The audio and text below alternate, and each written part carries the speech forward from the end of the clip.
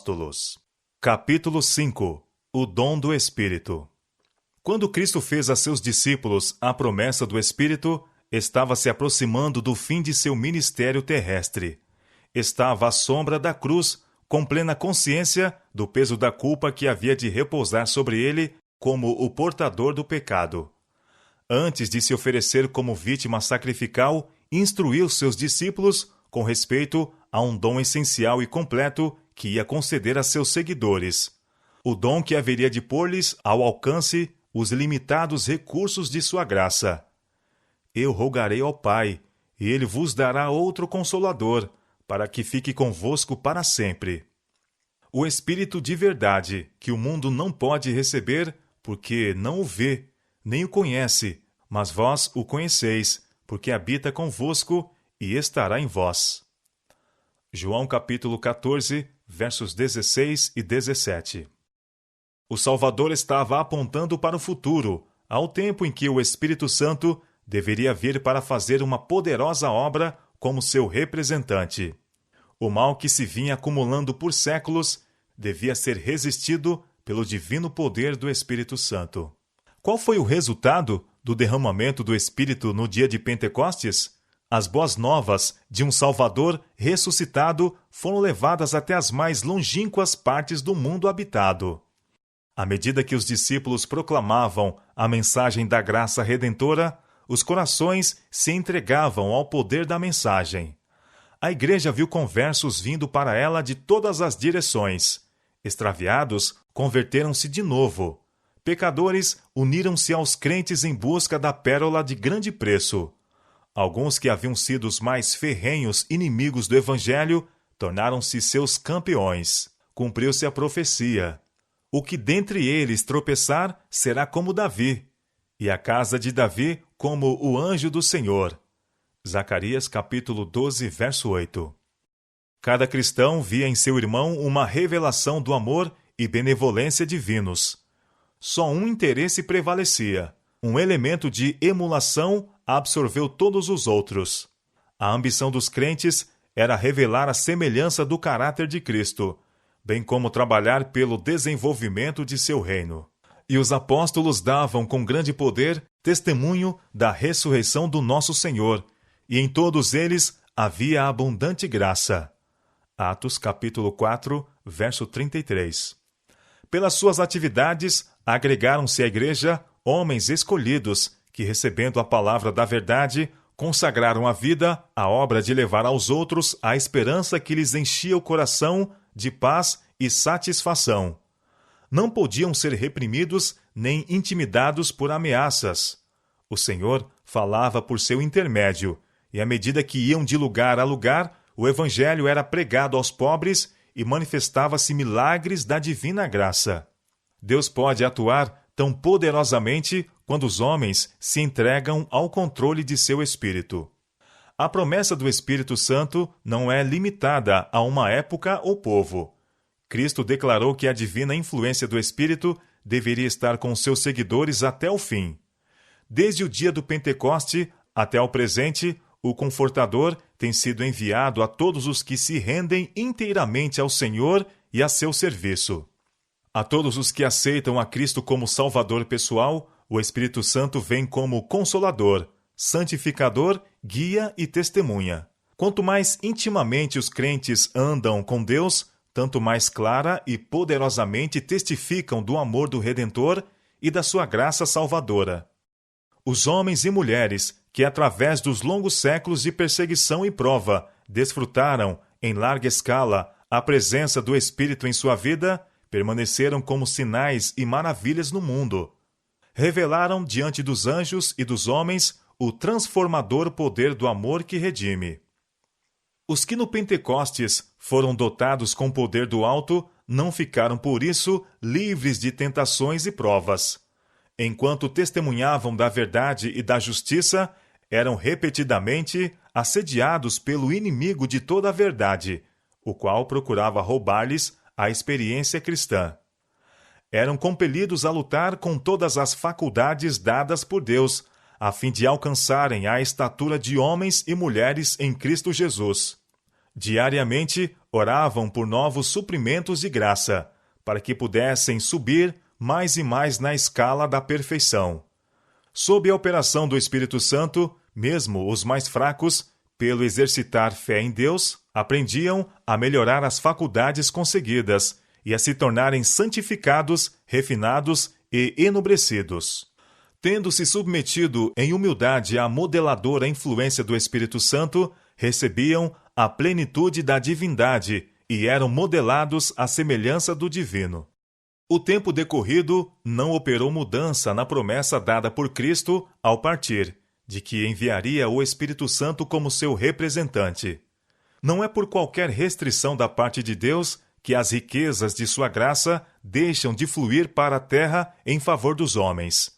Se o cumprimento da promessa não é visto como poderia ser, é porque a promessa não é apreciada como deveria. Se todos estivessem dispostos, todos seriam cheios do Espírito.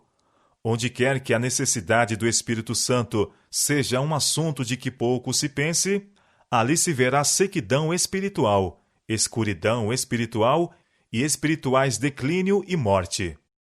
Quando assuntos de menor importância ocupam a atenção, é sinal de que está faltando o divino poder, necessário para o crescimento e prosperidade da Igreja, ainda que oferecido em infinita plenitude, o qual traz após si todas as demais bênçãos.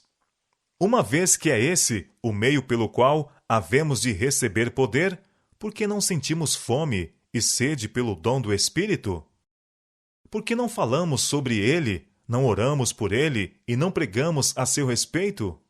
O Senhor está mais disposto a dar o Espírito Santo àqueles que o servem do que os pais a dar boas dádivas a seus filhos.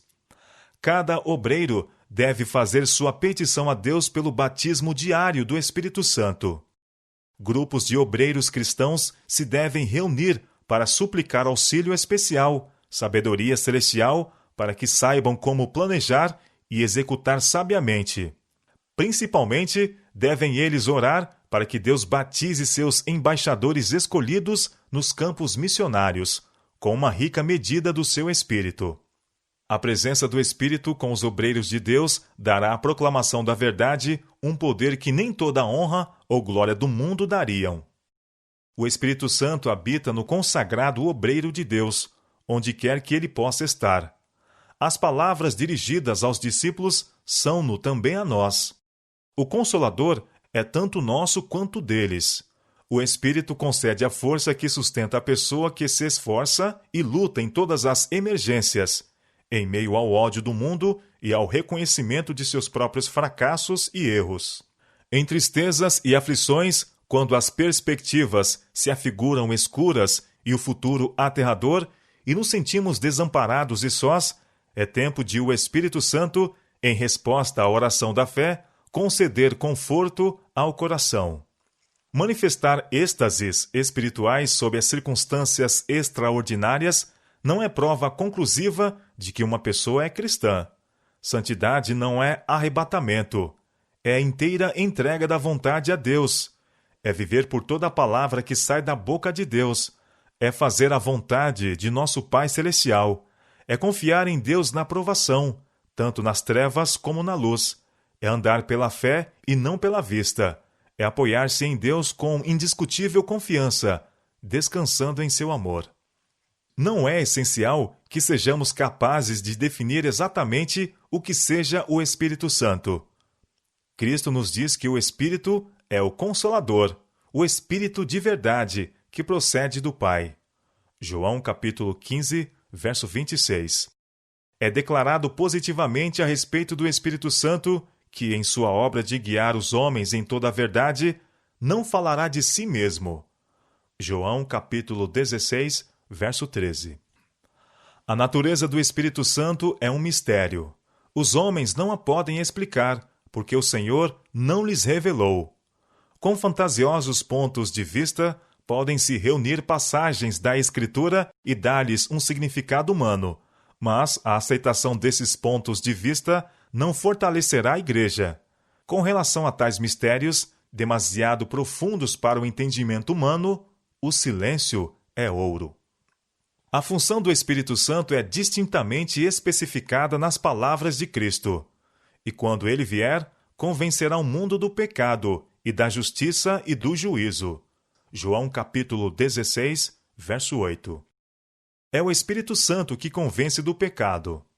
Se o pecador atender à vivificadora influência do Espírito, será levado ao arrependimento e despertado para a importância de obedecer aos reclamos divinos. Ao pecador arrependido, faminto e sedento de justiça, o Espírito Santo revela o Cordeiro de Deus que tira o pecado do mundo. Ele há de receber do que é meu e vô-lo há de anunciar, disse Cristo. João capítulo 16, verso 14.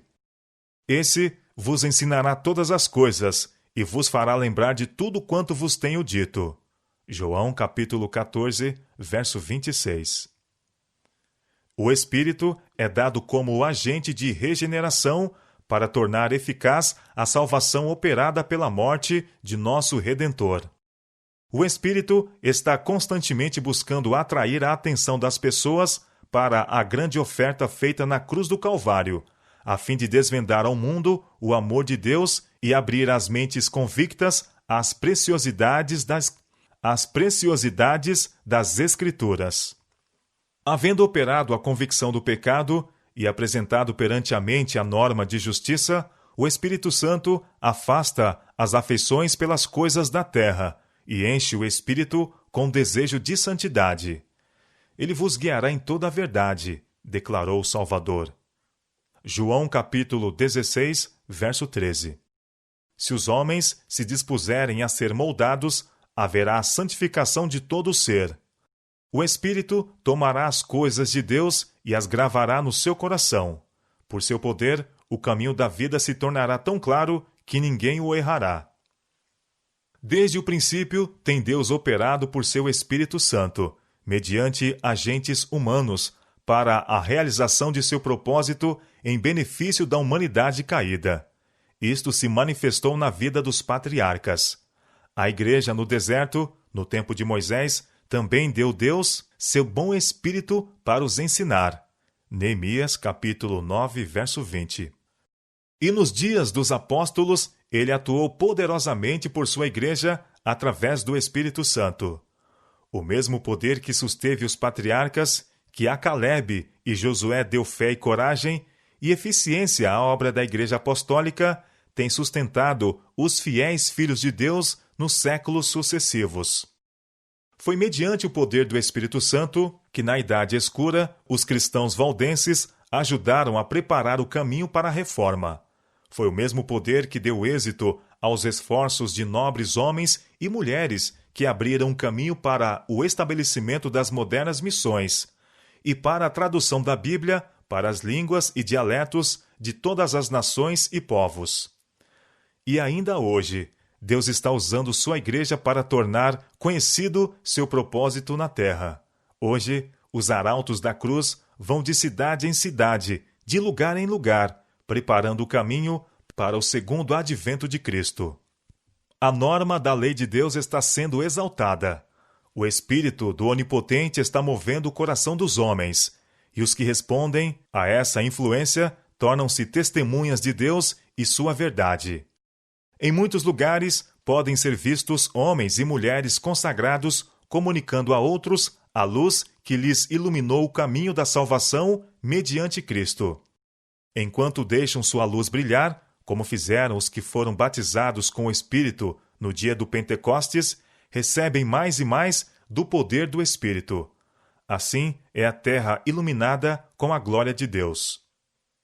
Por outro lado, há alguns que, em vez de aproveitar sabiamente as oportunidades presentes, estão esperando indolentes por alguma ocasião especial de refrigério espiritual, pelo qual suas habilidades para iluminar outros sejam grandemente aumentadas. Esses negligenciam os deveres e privilégios do presente e deixam que sua luz se apague, enquanto esperam um tempo em que, sem nenhum esforço de sua parte, sejam feitos os recipientes de bênçãos especiais, pelas quais sejam transformados e tornados aptos para o serviço. É certo que no tempo do fim, quando a causa de Deus na terra estiver prestes a terminar, os sinceros esforços dos consagrados crentes, sob a guia do Espírito Santo, serão acompanhados por especiais manifestações de favor divino. Sob a figura das chuvas temporã e serôdia, que caem nas terras orientais ao tempo da semeadura e da colheita, os profetas hebreus predisseram a dotação de graça espiritual em medida extraordinária à Igreja de Deus.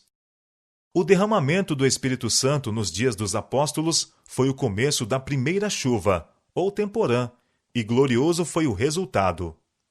Até o fim do tempo, a presença do Espírito deve ser encontrada com a verdadeira Igreja. Ao avizinhar-se o fim da ceifa da terra, uma especial concessão de graça espiritual é prometida a fim de preparar a Igreja para a vinda do Filho do Homem.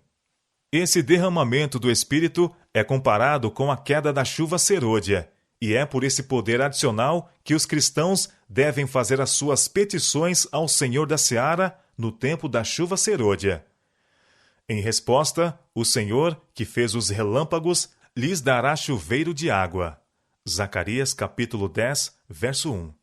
E ele fará descer a chuva, a temporã e a serôdia, no primeiro mês. Joel capítulo 2, verso 23. A menos, porém, que os membros da Igreja de Deus hoje estejam em viva associação com a fonte de todo o crescimento espiritual, não estarão prontos para o tempo da ceifa. A menos que mantenham suas lâmpadas bem acesas, deixarão de receber a graça adicional em tempos de maior necessidade.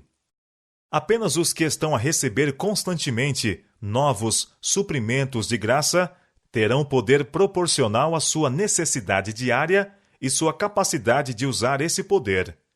Em vez de aguardar um tempo futuro em que, mediante uma concessão especial de poder espiritual, recebam uma habilitação miraculosa para conquistar almas, rendem-se diariamente a Deus, para que os torne vasos próprios para seu uso. Aproveitam cada dia as oportunidades do serviço que encontram ao seu alcance. Diariamente testificam em favor do Mestre, onde quer que estejam, seja em alguma humilde esfera de atividade no lar ou em algum setor de utilidade pública. Há para o consagrado obreiro uma maravilhosa consolação em saber que mesmo Cristo, durante sua vida na terra, buscava diariamente seu Pai em procura de nova provisão da necessária graça, e saía dessa comunhão com Deus para fortalecer e abençoar a outros. Contemplemos o Filho de Deus curvado em adoração a seu Pai.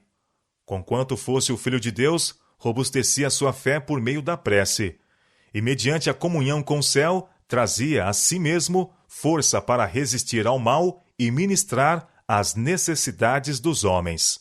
Como o irmão mais velho de nossa raça, conheceu as necessidades dos que, cercados de enfermidades e vivendo no mundo de pecado e tentação, desejam, contudo, servi-lo. Ele sabe que os mensageiros que acha por bem enviar são homens fracos e falíveis, mas a todos que se dedicam inteiramente ao seu serviço, promete auxílio divino. Seu próprio exemplo é uma garantia de que a diligente e perseverante súplica a Deus em fé, fé que leva a uma inteira confiança nele e consagração sem reserva à sua obra, será eficaz em trazer aos homens o auxílio do Espírito Santo na batalha contra o pecado. Todo obreiro que segue o exemplo de Cristo estará apto a receber e empregar o poder que Deus prometeu à sua igreja para a maturação da seara da terra.